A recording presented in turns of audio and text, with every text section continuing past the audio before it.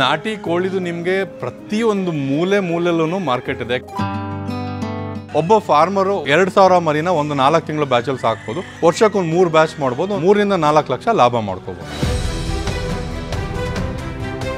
ಈಗ ನಾವು ಬಿಸ್ನೆಸ್ ಶುರು ಮಾಡಿದಾಗ 100 ಮರಿ ನಾವು ಸೇಲ್ ಮಾಡೋದೇ ಕಷ್ಟ ಆಯಿತು. ಒಂದು ವರ್ಷಕ್ಕೆ 3 ರಿಂದ 4 ಲಕ್ಷ ಮರಿ ನಾವು ಸೇಲ್ಸ್ ಮಾಡ್ತಾ ಇದ್ದೀವಿ. ಒಂದು 3 ರಿಂದ 4 ಕೋಟಿ ನಾವು ಟರ್ನ್ ಓವರ್ ಮಾಡಿದ್ದೀವಿ.